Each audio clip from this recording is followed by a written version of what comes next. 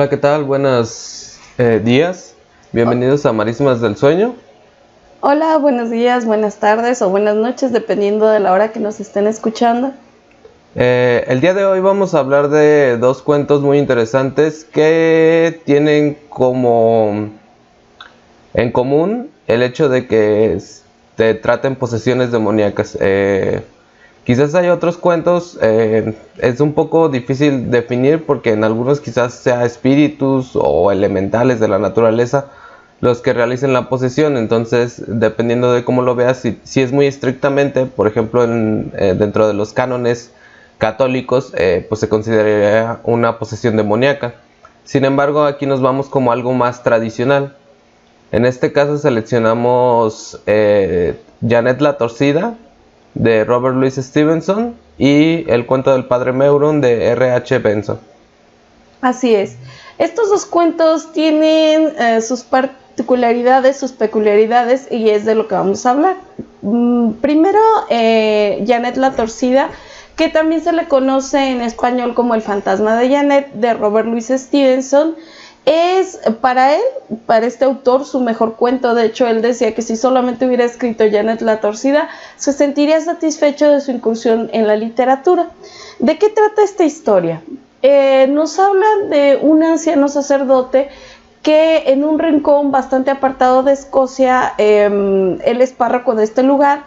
Siempre sus sermones son sobre el demonio, sobre las tentaciones, los espíritus, y aunque, bueno, supongo que la gran mayoría de los sermones eclesiásticos tratan sobre esto, en el caso de este padre, sus fieles están muy temerosos siempre de esos sermones, les da miedo, y ellos comentan, porque es como en general las personas de ese lugar las que están narrando, que él de joven no era así, que de hecho cuando llegó era un hombre pues como no descreído, pero no era como muy fanático. De hecho, él se dedicaba más que nada a estudiar, a ser un erudito, y eso dedicaba su vida.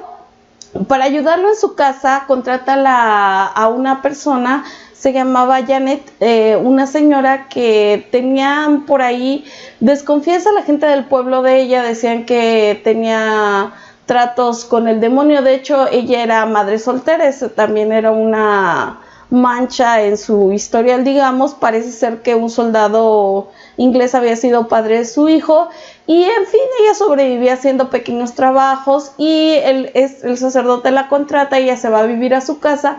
Sin embargo, las mujeres del pueblo no la dejan en paz y están bastante enojadas de que ella sea la que cuide del padre. O sea, ese es como un problema muy grande para ellas porque la consideran una bruja. Entonces, pues van pasando situaciones hasta que la acorralan un día y la obligan a que se desdiga del demonio, y el mismo padre, para salvarla, porque no sé si ustedes saben, pero una de las formas de descubrir si una persona era bruja o no, entre otras, encajando una aguja y ver si sangraba o no y demás, una de las ideas era arrojarla al agua. Entonces, si ella se hundía, no era bruja, pero si se salvaba, lo era. Cosa, yo diría que bastante peculiar, porque, o sea, la muerte era la salvación. Entonces, Janet, al verse acorralada y ver que el mismo padre pues le decía, el padre realmente como que no cree, pero lo hace como para convencer a las mujeres, ella se desdice del demonio y de sus tratos y demás.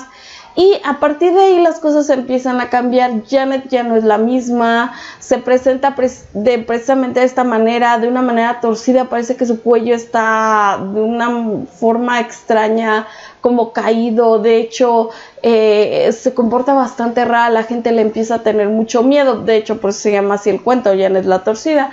Y nos vamos a dar cuenta poco a poco, con ciertos indicios, qué fue lo que le sucedió a Janet y por qué terminó de esta manera. Es un cuento muy interesante, un poquito, a lo mejor al principio lento de leer, pero después se vuelve bastante relevante, y el clímax es maravilloso. Se los recomendamos muchísimo. Luego tenemos de R.H. Benson, el hermano de Edward Benson, que hablábamos de él, de F. Benson. De hecho, toda esta familia se dedicó o a ser eruditos o sacerdotes. R.H. Benson era sacerdote católico, por cierto, porque esta familia se convirtió al catolicismo, y escribe el que parece está documentado como el primer historia de exorcismo en la literatura. Ustedes me dirán acerca de, ya saben, como siempre, El Exorcista y demás, pero, por ejemplo, Janet la Torcida es de 1881 y La aventura del padre Meuron, que es de la que voy a hablar ahorita, es de 1907. Así que podrá haber de otras historias y demás, pero en sí el exorcismo como lo conocemos, esta historia, La aventura del padre Meuron, es la primera. Entonces, ¿qué sucede en este relato? Aquí nos están contando que hay como, pues no sabría decir si es un cónclave, pero es una reunión de sacerdotes en un monasterio, como que en determinado momento diferentes sacerdotes se reúnen, tienen ahí varios asuntos, y entre la forma de pasar, digamos, la velada, además de los rezos, las misas y demás, es que cada noche un sacerdote cuente algo que le haya sucedido en su parroquia o en el lugar donde haya sido misionero, a donde haya ido, etc. Entonces esa noche los padres saben que va a hablar el padre Meuron, que es un anciano sacerdote francés, si mal no recuerdo. De hecho, uno de los sacerdotes comenta que él se va a ir a una orilla para dormirse a gusto a la hora que el padre empiece a hablar, porque él sabe o presiente que el padre Meuron va a contar una historia así como de cosas bastante aburridas, a lo mejor de rezos y demás, pero como que nada interesante, y dice, yo me voy a ir a la sombrita para la hora que me duerma, nadie me vea feo. Entonces pues ya ayudan al padre Meuron a pasar como a la cabecera de la mesa, y pues ya están ahí escuchándolo, pues casi que por compromiso, porque cada noche un sacerdote debía contar.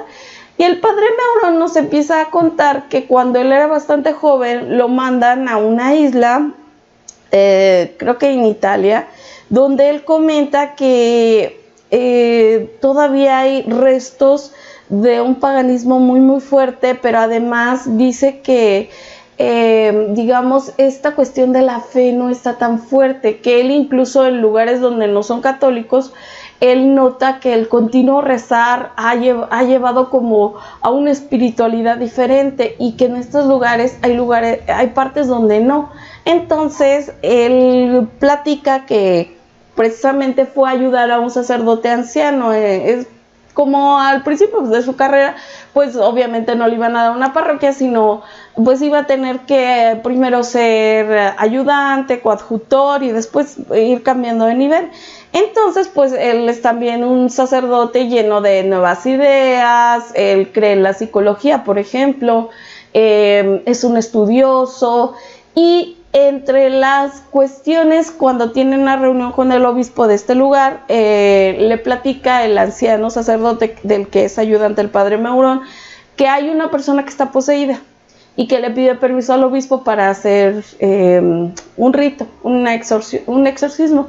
Entonces el padre Meuron inmediatamente empieza, esta gente ignorante, realmente estas son cuestiones psiquiátricas, psicológicas, de hecho es bastante novedoso en ese sentido, porque él empieza a ver la parte donde realmente no haya esta espiritualidad, sino ni cuestiones demoníacas, sino simplemente algo que tenga que ver con la psicología. Entonces el padre anciano lo ve como que incluso se está burlando, y así como diciendo, este par de ancianos no sabe nada, yo los voy a tener que traer así como la luz de la ciencia y demás, y pues lo deja. Y al final se van hasta este lugar que está bastante apartado, y el sacerdote viejito le dice, bueno, nada más antes de empezar te voy a contar rápidamente de qué se trata.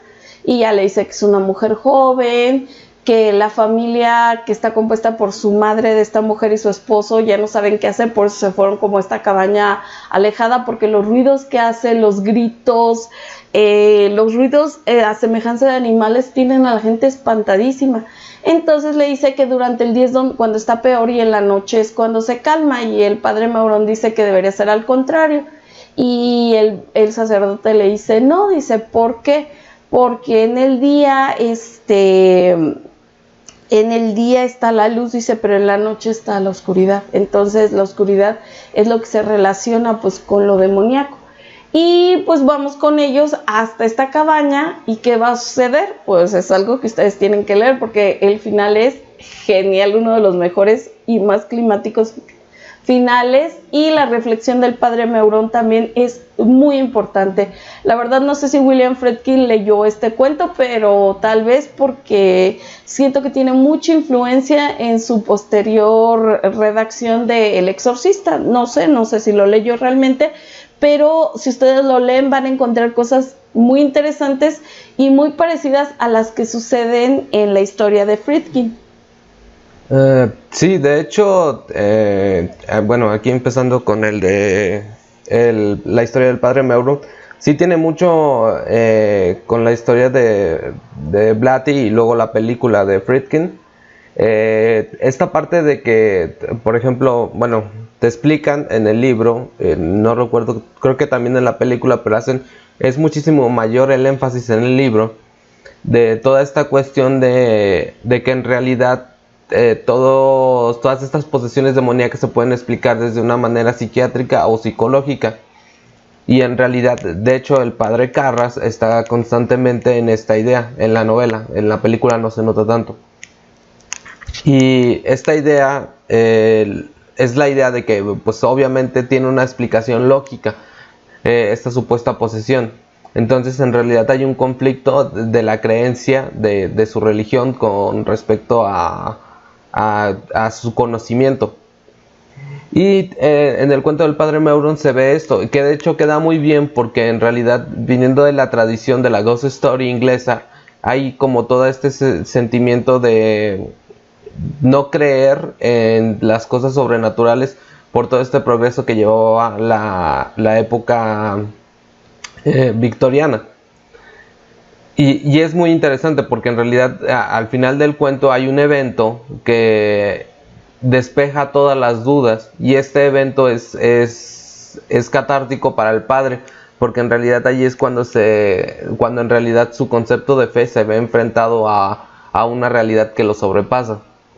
En el caso de Janet la Torcida, por ejemplo, el hecho de que cambie, luego se va aderezado por la aparición de un hombre negro. Aquí recordemos que en la tradición europea se consideraba que un hombre negro era la representación del diablo, o un hombre que vestía de negro. En este caso es muy interesante también porque recordemos que a pesar de las cosas mal hechas que se quieren hacer ahorita, bueno, a mi parecer mal hechas, de meter personajes negros importantes en dramas históricos, eso no era común. De hecho, era muy raro ver a una persona de características de piel oscura, pues era muy extraño. Entonces, por eso en algún momento el padre de la historia de Janet la Torcida dice que ve a un hombre negro y él piensa que es un extranjero, pero era un hecho particular porque no era muy común. Entonces, estas cosas son importantes. Así es, o sea, la verdad es que no hay problema pues en las caracterizaciones, pero al abordar cuestiones históricas creemos que se está dejando de lado cosas muy importantes como fueron el esclavismo, la gran segregación, todo este poder que tenía la gente blanca y la crueldad hacia las personas africanas. Entonces no es tan fácil de decir eran duques, eran condes, porque realmente son casos súper aislados, y en estos pueblitos tan alejados como en Escocia, Irlanda, no era común ver este tipo de personas, por eso lo creemos en ese sentido. Entonces, por ejemplo, en Janet la Torcida es importante que sea este hombre extraño, porque la gente va a empezar a desconfiar inmediatamente de ver a alguien tan raro. De hecho, decían que era tan negro que era algo sobrenatural, o sea, no era como una piel oscura nada más o piel café, no, era una piel completamente como el carbón. Entonces, en ese sentido, una disculpa, también confundí al director con el escritor de la novela del Exorcista. Una disculpa, es Blatty el Pablady o Blatty, el escritor, y Friedkin es el director, pero a lo que voy es que realmente aquí sí hay esta catarsis que tanto el padre Karras como el padre Meuron pues van a sufrir, porque el anciano sacerdote al que ayuda el padre Meuron, al igual que el padre el padre principal en la película de El Exorcista. Ahorita se nos olvidó el nombre. Se nos pasó un poquito. Los dos están completamente conscientes de lo que es realidad y no tienen ninguna duda. Su fe es tremenda, su fe es fuerte, de alguna manera está intacta. Entonces ellos están capacitados para luchar contra esto. Donde hay el miedo, donde hay las dudas, a pesar de que supuestamente no debería de haber, porque tanto el padre Karras como el padre Meuron sienten que es una cuestión psicológica, psiquiátrica y demás, ahí no debería haber miedo, pero en ellos es donde hay miedo. En los otros dos sacerdotes ancianos no hay miedo, hay una fe fuerte, y con esta fe ellos se van a enfrentar a lo que venga. Entonces aquí la catarsis es tanto para el padre Karras como para el padre Meuron, y esto va a ser determinante para su muy tambaleante y titubeante fe. Sí, de hecho, creo que también eso es como una parte interesante de los relatos, porque al igual que el padre en la historia de Janet la Torcida, dentro de sus altos conocimientos, pues no consideraba, por ejemplo, el que hubiera una posesión, que en este caso se va explicando, bueno, se va insinuando en el cuento, y ya al final del cuento ves qué ocurre. Es más como que estos padres estaban dentro de una esfera de conocimientos, porque eran los que podían estudiar, pues de conocimientos altos, y entonces despreciaban como las supersticiones comunes.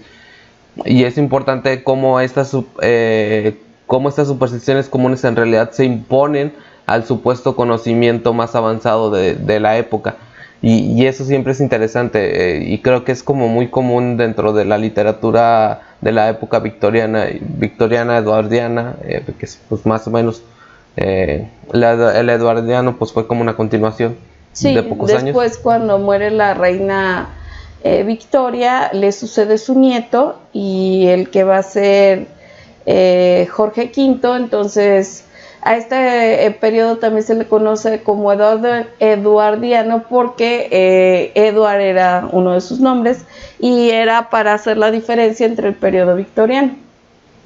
Y pues realmente creo que ese conflicto de ideologías es lo interesante en ambos cuentos.